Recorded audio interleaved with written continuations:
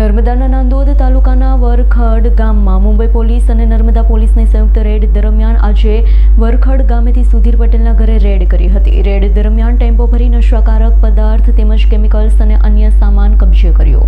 મુંબઈના સાકીનાકા પોલીસ સ્ટેશનના પીઆઈ દીપક અને તેમની ટીમ ગઈકાલે આમલેથા પોલીસ સ્ટેશનમાં આવી હતી। તેમની લેખિત રજૂઆત કરી પોલીસ મદદની માંગણી કરેલી। જેના અનુસંધાને પીઆઈ આમલેથા એલસીબી નર્મદા અને એસઓજી ટીમે Muskan Salim Khan 101 gram MD drugs સાથે પકડાયો છે। મુસ્કાનના સાથીદાર પપ્પુ ચૌધરી નર્મદાના આમલેથા પોલીસ મથકના વિસ્તારમાં આવેલા વરખડ ગામે રહેતા હોવાનું નિવેદનમાં જણાવ્યું છે। તેઓ સુધીર પટેલના ઘરે રહેતા હોવાનો રિપોર્ટ આપ્યો છે। રિપોર્ટના અનુસંધાને મુંબઈ પોલીસ અને નર્મદા પોલીસ સાથે રહી સંયુક્ત સર્ચ ઓપરેશન કરવામાં આવ્યું છે। સુધીર પટેલના ઘરનું સર્ચ ઓપરેશન કરતા તેમના ઘરમાંથી અલગ અલગ પ્રકારના કેમિકલ્સ મળી આવ્યા, જેમાં ક્લોરોફોર્મ, હાઇડ્રોલોરિક એસિડ અને મિથિલાઇ વગેરે મળી આવ્યા છે। મુંબઈથી જે એમડી ડ્રગ્સ પકડાયો છે તે તપાસમાં મુદ્દા માલ પોલીસે કબજે કર્યો છે। સાથે કામમાં વપરાયેલી અન્ય સાધન સામગ્રી, ફ્રીઝ, ડોલ વગેરે પણ જપ્ત કરી છે। વધુમાં જગ્યાઓમાંથી લિક્વિડ ફોર્મમાં એક દ્રવ્ય મળી આવ્યું છે। આ લિક્વિડ દ્રવ્ય શું છે તે સ્પષ્ટ ન કરી શકતા એફએસએલ વાળાને બોલાવવામાં આવ્યા છે।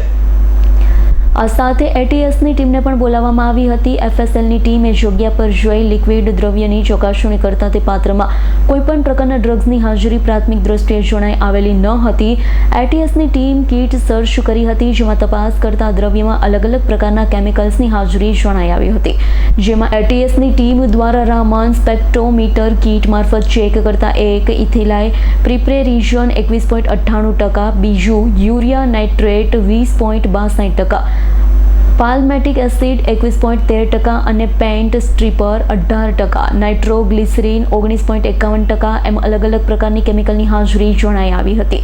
પરંતુ આ ચકાસણી દરમિયાન કોઈપણ પ્રકારના ડ્રગ્સની હાજરી જણાઈ નહોતી આવી। મહારાષ્ટ્ર પોલીસે તપાસમાં સાથે રાખી કરવામાં આવી છે। તમામ મુદ્દામાલનું પંચનામું કરી મુદ્દામાલ કબજે કરી લીધો છે। પોલીસના જણાવ્યા અનુસાર પપ્પુ ચૌધરી છેલ્લા 2 વર્ષમાં ગામ લોકોના જણાવ્યાથી એક વખત અહીંયા જોવા મળ્યો છે।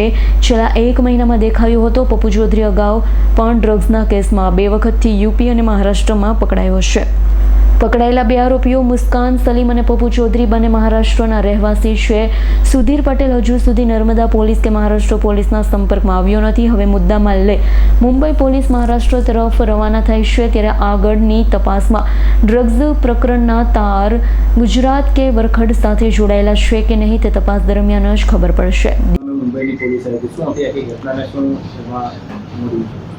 મુંબઈના સાકીનાકા પોલીસ સ્ટેશનના પીઆઈ દીપક ગિરમે અને તેની ટીમ ગઈકાલે આમલેથા પોલીસ સ્ટેશન આવેલ અને આમલેથા પોલીસ સ્ટેશનની અંદર રિટર્નમાં રિપોર્ટ આપી પોલીસ મદદની માગણી કરેલ। જે અનુસંધાને પીઆઈ આમલેથા, જિલ્લા એલસીબી અને એસઓજીની ટીમ અહીંના ત્યાં જે મુસ્કાન સલીમ ખાન કરીને એક બાઈ 101 ગ્રામ એમડી ડ્રગ સાથે પકડાયેલ। જે ડ્રગ મુસ્કાન છે એની સાથેના સાથીદાર એવા પપ્પુ ચૌધરી નાઓ અહીંયા આપણે આમલેથાના વરગઢ ગામે રહેતા હોવાની એને નિવેદનમાં જણાવેલ હોય। વરગઢ ગામે જે જગ્યાએ પર રહેતા હતા સુધીર પટેલના ઘરે, ત્યાં આવીને એમને તપાસ કરવાની હોય। જે અનુસંધાને એને રિપોર્ટ આપેલો। રિપોર્ટ અનુસંધાને જિલ્લાની ટીમો તેમજ સ્થાનિક પોલીસ સાથે સંયુક્ત સર્ચ ઓપરેશન કરવામાં આવેલ। સુધીર પટેલના ઘરે સર્ચ ઓપરેશન કરતાં તેના ઘરમાંથી અલગ અલગ પ્રકારના કેમિકલ્સ મળી આવેલ।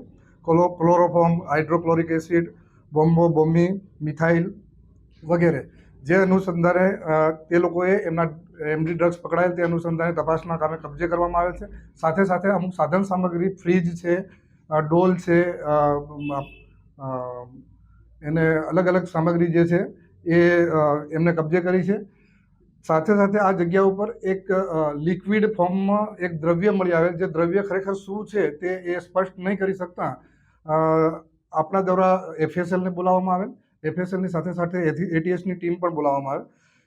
એફએસએલ દ્વારા તે જગ્યા પર જે પાત્રમાંથી એ લિક્વિડ એમને કબજે કરવામાં આવેલ હતો તે પાત્રની ચકાસણી કરતાં તેમાં કોઈ પણ પ્રકારના ડ્રગ્સની હાજરી પ્રાથમિક દ્રષ્ટિએ જણાવેલ ન હતી। તેમજ સાથે સાથે એટીએસની ટીમને બોલાવી એટીએસ દ્વારા તેમની કીટથી એની સર્ચ કરી અને એની તપાસ કરતાં આ દ્રવ્ય છે એની અંદર અલગ અલગ પ્રકારના કેમિકલ્સની હાજરી જણાયેલ।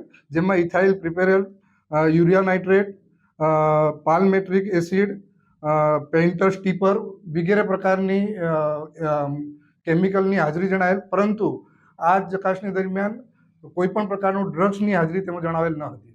દીપક જગતાપનો રિપોર્ટ, S9 ન્યૂઝ, રાજપીપળા. અમારી તમામ માહિતીથી અપડેટ રહેવા માટે જોડાયેલા રહો S9 ન્યૂઝ સાથે.